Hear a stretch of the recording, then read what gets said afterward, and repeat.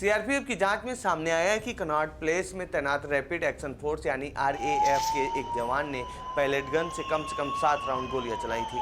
ये राउंड 20 जुलाई को कॉकरोच जनता पार्टी यानी सीजेपी के संसद मार्च के दौरान चलाए गए थे। सोर्स ने इंडियन एक्सप्रेस को बताया कि इन 7 राउंड में से 5 राउंड सीधे प्रदर्शनकारियों को लगे, जबकि 2 राउंड जमीन पर जा गिरे। पहले भी इंडियन एक्सप्रेस ने रिपोर्ट किया था कि सीआरपीएफ ने इस बात की जांच शुरू की थी कि क्या संसद मार्च के दौरान आरएएफ के जवानों ने पैलेट गन का इस्तेमाल किया।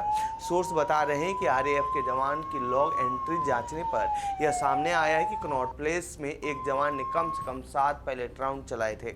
इस फायरिंग में छर्रे लगने से 3 लोग घायल हुए। गुड़गांव में काम करने वाले 25 साल के इरशाद शेख, दिल्ली यूनिवर्सिटी के 19 साल के छात्र साहिल लोहचब और आउटलुक मैगजीन के 28 साल के एक पत्रकार भी इस फायरिंग की जद में आए।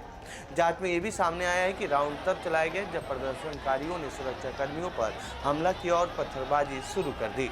इस पर कहा कि अब जब आंदोलन खत्म हो गया है और लोग वहां से हट चुके हैं तो फोर्स एक प्रोफेशनल पोस्ट इवेंट असेसमेंट करेगी, जैसा हर बड़े ऑपरेशन के बाद किया जाता है, और उसके बाद फोर्स हेडक्वार्टर का नजरिया सामने रखा जाएगा। आरएएफ की इंस्पेक्टर जनरल सीमा दुंधिया और सीआरपीएफ के प्रवक्ता को इस बारे में सवाल भेजे गए थे, लेकिन दोनों तरफ से कोई जवाब नहीं आया। इससे पहले रविवार को इंडियन एक्सप्रेस ने यह भी रिपोर्ट किया था कि सीमा दुंधिया ने जवानों से कहा था कि 20 जुलाई के संसद मार्च के दौरान भीड़ नियंत्रण के लिए जो फोर्स ग्रेडियंट अपनाया गया वो तय स्टैंडर्ड्स और आरएएफ की ट्रेनिंग के मुताबिक नहीं था। यह बात एक इंटरनल रिव्यू में सामने आई ऑपरेशनल कमियों के बाद कही गई थी। पुलिसिंग की भाषा में फोर्स ग्रेडियंट का मतलब होता है कि पुलिस किस स्थिति में कितनी ताकत का इस्तेमाल करे। यह खतरे और प्रतिरोध के हिसाब से तय होता है। दुधिया ने 22 जुलाई को दिल्ली में तैनात कंपनी कमांडरों और कमांडेंट्स के साथ एक वीडियो कॉन्फ्रेंस भी की थी, जिसमें जंतर मंतर पर हुए प्रदर्शन और संसद चलो मार्च के दौरान आरएएफ जवानों की भूमिका, तैनाती और उनके कामकाज की समीक्षा की गई। भविष्य में लॉ एंड ऑर्डर ड्यूटी के लिए कई करेक्टिव मेजर्स भी तय किए गए। जवानों को साफ निर्देश दिया गया कि ताकत का इस्तेमाल सिर्फ जरूरी हद तक ही किया जाए और वो भी सही, संतुलित और संवेदनशील तरीके से। यह भी कहा गया कि ताकत इस्तेमाल करने से पहले चेतावनी देना जरूरी है और हालात के मुताबिक ही लाठीचार्ज, आंसू गैस जैसे तरीके अपनाए जाएं। बीते दिनों राहुल गांधी ने पैलेट गन से घायल हुए एक छात्र से मुलाकात की थी। पैलेट गन की वजह से उसकी एक आंख पूरी तरह से खराब हो गई। सुनिए इस दौरान राहुल गांधी ने क्या कुछ कहा था। आप बोल रहे हो कि पैलेट गन लगी है, मगर मैं ये समझाना चाहता हूं पैलेट गन कब लगी है। पैलेट गन तब लगी है जब मेरे भाई हिंदुस्तान का तिरंगा लिए ऐसे पीसफुल प्रोटेस्ट कर रहे थे। सरकार ने कहा है कि कोई पैलेट गन यूज नहीं हुई, कहा है ना। ये देखिए, ये है पैलेट गन, थोड़ा घूम जाए। इसको कहते हैं पैलेट गन, इसको कहते हैं पैलेट गन।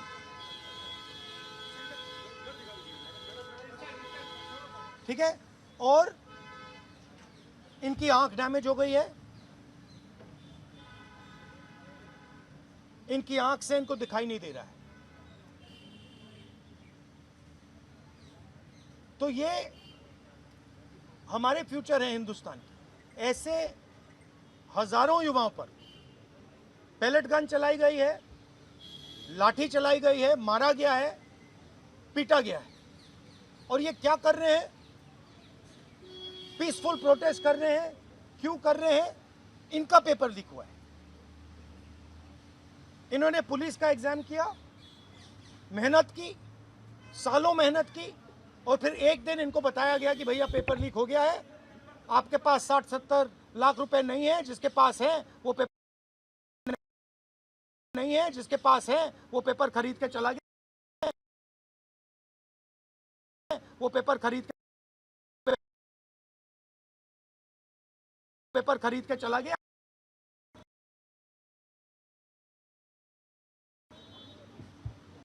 काम जाने, और ये लाखों लोगों के साथ हुआ है। इनके माता पिता ने मेहनत के पैसे से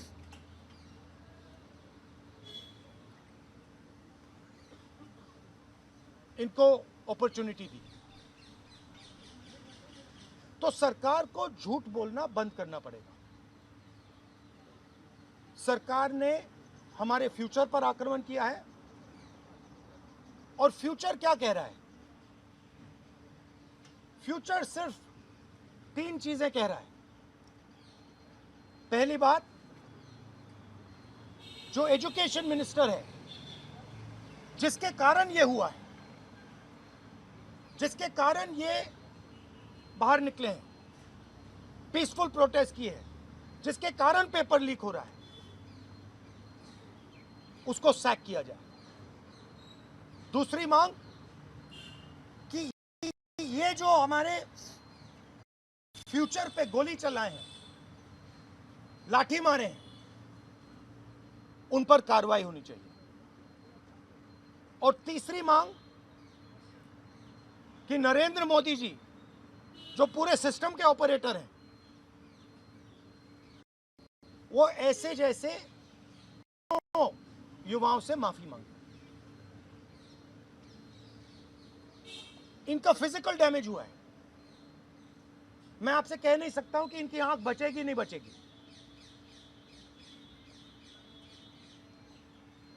इनकी कोई गलती नहीं है। तो ये 3 मांगे हैं। हमारे स्टूडेंट्स को मारना बंद कीजिए, धमकाना बंद कीजिए, और ये मांगे पूरी कीजिए। यही मैसेज है।